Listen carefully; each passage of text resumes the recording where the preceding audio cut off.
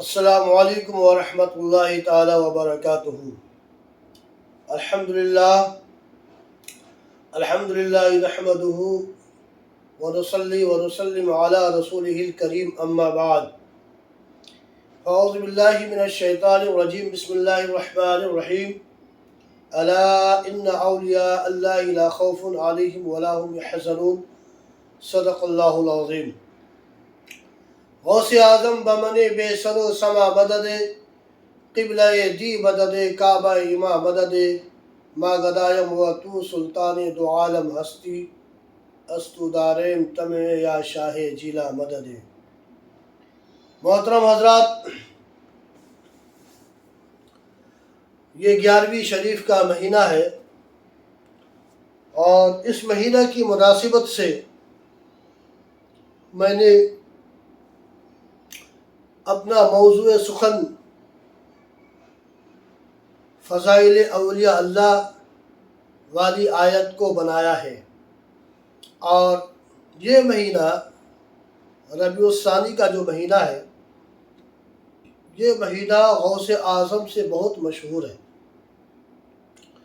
اس لیے تقلید کی بحث کو ابھی ہم کچھ دنوں کے لیے رکھتے ہیں، یا بیچ بیچ میں اس کے ایپیسوڈ کو بھی آپ حضرات کے سامنے پیش کروں گا۔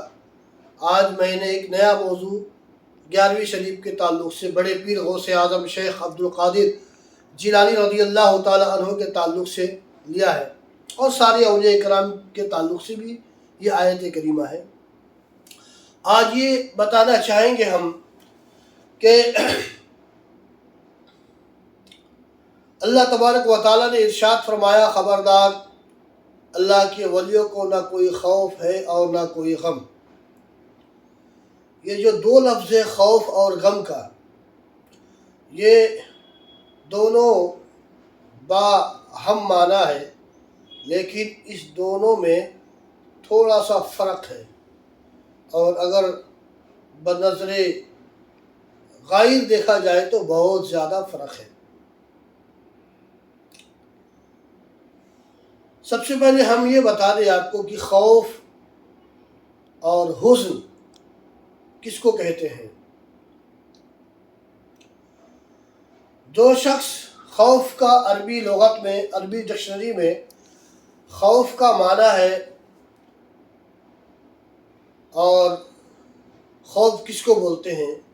جو اپنے اوپر کوئی مصیبت آئے، اپنی حفاظت کے لیے اور اپنی جانی مالی نقصان جو اپنے جسم پر، اپنی آپ پر آئے، اپنی ذات پہ آئے، اور اس وقت انسان کو جب ڈر لگتا ہے تو اس کو عربی میں خوف بولتے ہیں۔ یعنی اپنے ذاتی نقصان سے بچنے کے لیے، یا اپنے ذاتی نقصان ہونے میں جو انسان کو خوف پیدا ہوتا ہے، عربی زبان میں اس کو خوف بولتے ہیں۔ اور جو کسی کی محبت میں اتنی وارفتگی ہو گئی ہے، یا آ گئی ہے، اور اتنا وارفتہ ہو گیا ہے کوئی انسان کہ ان کو تکلیف ہو، جیسے میں کسی کو بہت چاہوں اور ان کو تکلیف ہو جائے، اور اس وقت اگر کسی انسان کو ڈر لگے تو اس کو عربی لغت میں حزن بولا جاتا ہے۔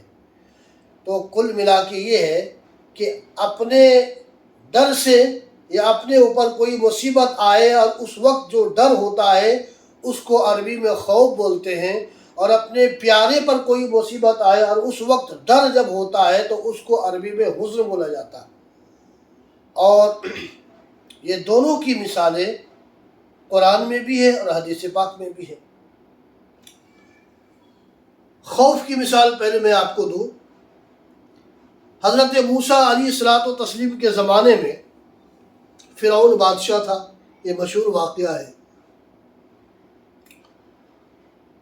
اللہ تبارک و تعالیٰ کی وحدانیت اور اس کی الوہیت کا پیغام حضرت موسیٰ علیہ السلام عام کرنے لگے، تو فرعون سوالات پہ سوال کرتا تھا۔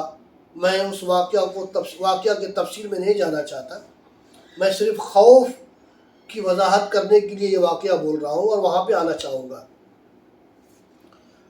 حضرت موسیٰ علیہ السلام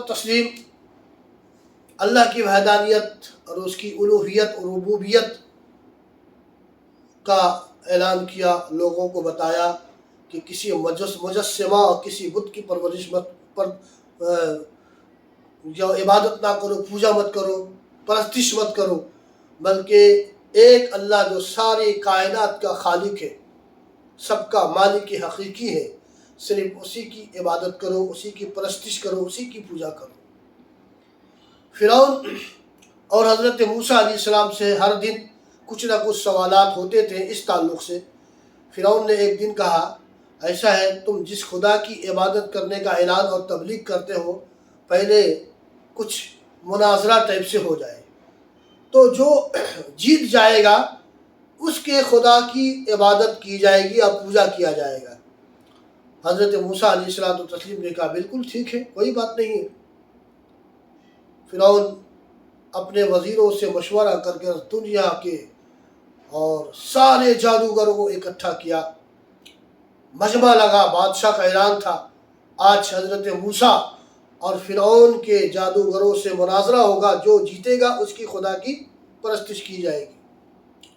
بڑے بڑے جادوگر آئے، حضرت موسیٰ علیہ الصلوۃ والتسلیم بھی تھے اس سمے، اور پھر جب سارے لوگ اکٹھا ہو گئے تو جادوگروں نے اپنا کرتب دکھایا، اپنی جادوگری دکھایا، رسی کو چھوڑ لیا، بڑے بڑے اژدہا بن گئے میدان میں۔ حضرت موسیٰ علیہ الصلوۃ والتسلیم نبی ہیں، کوئی شک نہیں ہے، رسول ہے، کوئی شک نہیں ہے، لیکن نبی اور رسول ہونے کے ساتھ وہ انسان بھی تھے، اور بتقاضۂ بشریت کے جو فطرت بشریت اور انسانیت ہے کہ ہر موذی چیز کو دیکھ کر ڈر لگتا ہے۔ حضرت موسیٰ علیہ الصلوۃ والتسلیم اللہ کے نبی و رسول کے ساتھ بشر بھی تھے، کیونکہ بغیر بشر کے کوئی نبی و رسول ہو ہی نہیں سکتا، یا کسی نبی اور رسول کے بشریت کا کوئی انکار کرے تو وہ کافر ہے۔ حضرت موسیٰ علیہ الصلوۃ والتسلیم فطرت انسانی کے تحت ان کو ڈر ہوا، بڑے بڑے اژدہا ہیں، سانپ ہیں، ایسا ہے کہ ایسے اژدہا تھے کہ ایک اژدہا دوسرے کو نگل رہے تھے۔ حضرت موسیٰ علیہ السلام کو بھی ڈر لگا۔ اللہ تبارک و تعالیٰ نے وہاں پر حضرت موسیٰ علیہ السلام سے ارشاد فرمایا، لا تخف، یعنی اے موسیٰ تم کو ڈرنے کی ضرورت نہیں ہے، بلکہ تمہارے پاس جو عصا ہے اس عصا کو تم میدان میں چھوڑ دو۔ اور جب میدان میں حضرت موسیٰ علیہ السلام نے اللہ کا حکم پا کر عصا کو چھوڑ دیا تو پھر وہ اتنا بڑا اژدہا بن گیا، وہ عصا، وہ لاٹھی، کہ وہ سارے جادوگر کے اژدہا کو نگل گیا۔ اب وہ اژدہا ہے، اب حضرت موسیٰ علیہ السلام انسان کیسے پکڑے؟ ان کو ڈر لگنے لگا۔ میرا رب نے فرمایا لا تخف، اے موسیٰ ڈرو مت، جس طرح سے تم لاٹھی سمجھ کر لاٹھی کو پکڑتے تھے، ایسے ہی اس اژدہا کو بھی یہی تصور کر کہ یہ تمہاری لاٹھی ہے۔ حضرت موسیٰ علیہ السلام جیسے ہی اس اژدہا پر ہاتھ بڑھایا، وہ اژدہا لاٹھی بن گئی، ان کی عصا بن گیا ان کا۔ میرے دوستو بتانا مقصود تھا کہ جب حضرت موسیٰ کو اپنے اوپر نقصان کا ڈر ہوا، اپنے اوپر تکلیف کا ڈر ہوا، تو حضرت موسیٰ علیہ السلام کے تعلق سے رب نے فرمایا لا تخف، تم اپنی فکر مت کرو، تم اپنے لاٹھی کو چھوڑ دو۔ بتانا مقصود یہ ہے کہ بتانا مقصود یہ ہے کہ خوف یہاں میں اس وقت استعمال ہوا جب حضرت موسیٰ کو اپنے آپ کی فکر تھی، اپنے آپ کا ڈر تھا، تو وہاں میں رب نے فرمایا لا تخف، تم نہ ڈرو۔ اب آپ حضرات کو سمجھ میں آ گیا ہوگا کہ خوف کا معنی وہ ڈر ہے جو اپنے ذات پہ نقصان ہونے سے لگتا ہے، جو اپنی ذات پہ تکلیف ہونے سے انسان کو ڈر لگتا ہے۔ عربی میں اس کو خوف بولتے ہیں، قرآنی الفاظ ہے۔ اور غم، حزن کا معنی جو اپنے عزیز، اپنے پیارے پر کوئی تکلیف آئے، کوئی نقصان ہونے کا اندیشہ ہو، اور اس وقت جو اس کے چاہنے والے، اس کے عاشق کو ڈر لگتا ہے، تو قرآن وہاں پر اس ڈر کو حزن سے تعبیر کیا ہے، اور یہ بھی قرآنی الفاظ ہے۔ میں زیادہ تفصیل میں نہیں جانا چاہتا ہوں میرے دوستو۔ آقا صلی اللہ تعالیٰ علیہ وسلم جب ہجرت کی رات ہجرت کرنے کی تیاری کی، حضرت ابو بکر صدیق رضی اللہ تعالیٰ عنہ حضور کے ساتھ چلے۔ حضرت ابو بکر، یہ واقعہ بڑا تفصیلی واقعہ ہے، بہت مزیدار واقعہ ہے، ایمان تازہ کرنے والا واقعہ ہے۔ عشق رسول دل میں کیسا پیدا ہو، اس واقعہ کو پورا سننا چاہیے، لیکن اس وقت ہمارے پاس ٹائم نہیں ہے۔ میں مختصر میں یہ بتانا چاہتا ہوں کہ حضور صلی اللہ تعالیٰ علیہ وسلم کے ساتھ ابو بکر صدیق بھی تھے، اور حضرت ابو بکر صدیق کبھی حضور کے آگے، کبھی پیچھے، کبھی دائیں کبھی بائیں جاتے۔ میرے آقا ارشاد فرماتے ہیں، اے ابو بکر کیا معاملہ ہے، کبھی تم آگے جاتے ہو، کبھی پیچھے جاتے ہو، کبھی دائیں جاتے ہو، کبھی بائیں جاتے ہو، کیا معاملہ ہے؟ ابو بکر عاشقانہ جواب دیتے ہیں، میرے آقا، میرے مولا، یا رسول اللہ صلی اللہ تعالیٰ علیہ وسلم، میں دائیں اور بائیں، آگے اور پیچھے اس لیے جاتا ہوں کہ ایسا نہ ہو کہ کفار مکہ، کفار قریش آپ کو میرے رہتے ہوئے تکلیف دے دے، نقصان دے دے۔ میں اس تکلیف سے ڈرنے کے لیے میرے آقا، میں کبھی آپ کے پیچھے جاتا ہوں، کبھی آگے جاتا ہوں، کبھی دائیں جاتا ہوں، کہ ہو نہ ہو اگر کوئی کفار مکہ، کفار قریش، کوئی کافر آپ کو تکلیف دینے جائے، آپ کو نقصان پہنچانے کی جرات اور کوشش کرے، تو سب سے پہلے آپ کا غلام ابو بکر کو نقصان پہنچے۔ اس لیے میرے آقا میں ڈرتا ہوں۔ اب یہاں میں بات اور آگے ہے، پھر اور بہت لمبی ایک حدیث پاک ہے حضرت ابو بکر صدیق کی فضائل پر، تو یہ ایک بہت لمبی حدیث کریمہ ہے۔ پھر جب وہ غار کے پاس گئے تو حضرت ابو بکر صدیق نے پھر عاشقانہ جواب دیا، میرے آقا آپ اندر نہ جائیں۔ ابو بکر نے فرمایا، یا رسول اللہ لا تدخل، آپ اس میں نہ جائیں، ابھی آپ تشریف فرما رہے ہیں، پہلے آپ کا خادم وہاں جائے گا۔ میرے دوستوں اور بزرگوں، پھر حضرت ابو بکر صدیق اس غار میں گئے، سارے غار کی صفائی کر دیا، سارے سوراخ جو تھے اس کو بند کر دیا، ایک سوراخ بچ گیا، بلکہ دو سوراخ بچا۔ ایک سوراخ میں آپ اپنے ازار کو پھاڑ کر اس میں پیوند اور کپڑے کو اس سوراخ میں ڈالا، اور ایک سوراخ میں آپ اپنا انگوٹھا مبارک ڈال دیا، اور ڈالنے کے بعد میں کہتے ہیں، یا میرے آقا صلی اللہ تعالیٰ علیہ وسلم اب آپ تشریف لائیے، اب آپ تشریف لائیے۔ جب میرے آقا صلی اللہ تعالیٰ علیہ وسلم گئے، حدیث پاک کے الفاظ ہیں کہ میرے آقا صلی اللہ تعالیٰ علیہ وسلم اپنا سر مبارک کو حضرت ابو بکر کی گود میں رکھا، حضرت ابو بکر کی گود میں رکھا، اور پھر میرے آقا صلی اللہ تعالیٰ علیہ وسلم، وہاں پر ایک اور بات آئی، یہ واقعہ آگے چلا گیا، وہاں پر پھر آقا صلی اللہ تعالیٰ علیہ وسلم سے حضرت ابو بکر نے کہا، یا رسول اللہ کہیں کفار مکہ ادھر تو نہیں آ جائیں گے؟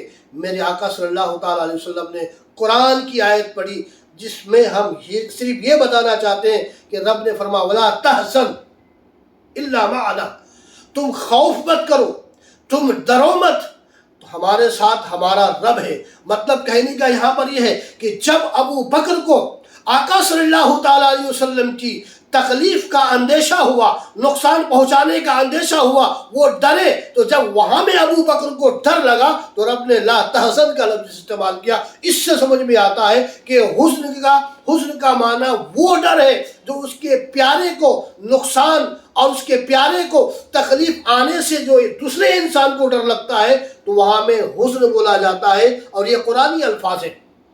اب یہ بات سمجھانے کا میرا مقصد یہ ہے کہ رب نے دونوں لفظ اپنے برگزیدہ بندہ، اپنے نیک بندے، اپنے دوست، اپنے ولیوں کے شان میں فرمایا ہے کہ خبردار، اللہ کے ولیوں کو نہ کوئی خوف ہے اور نہ کوئی غم۔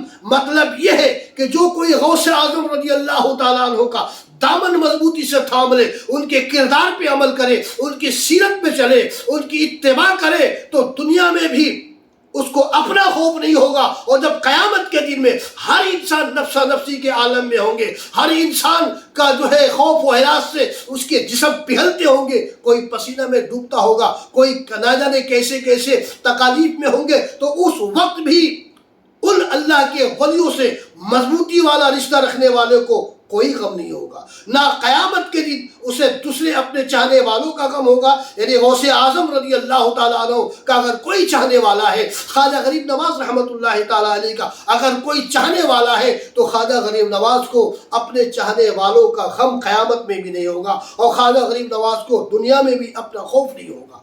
یہ دونوں آیتیں اللہ تعالیٰ نے اپنے ولیوں کی شان میں بیان کیا، یہ دونوں لفظ بیان کر کے اشارہ کیا کہ جو میرے ولیوں کا مرید ہوگا، جو میرے ولیوں کا شہدائی ہوگا، جو میرے ولیوں کا چاہنے والا ہوگا، تو میرے ولیوں کو نہ اپنی فکر ہوگی اور نہ ان کے چاہنے والوں کی فکر قیامت کے دن ہوگی۔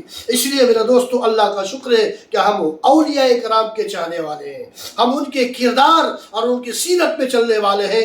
غوث پاک رضی اللہ تعالیٰ عنہ کا یہ مہینہ ہے۔ اب آج کے بعد سے انشاءاللہ العزیز غوث اعظم رضی اللہ تعالیٰ عنہ کی شان میں بیان کیا جائے گا کہ میرے غوث پاک کا مقام کیا تھا اولیاء کرام کی جماعت میں، میرے غوث پاک رضی اللہ تعالیٰ عنہ کی کیا شان اللہ تعالیٰ نے رکھی ہے۔ انشاءاللہ پھر کل اس کے آگے بتایا جائے گا۔ السلام علیکم ورحمۃ اللہ، استغفر اللہ ربی من کل ذنب و اتوب الیہ۔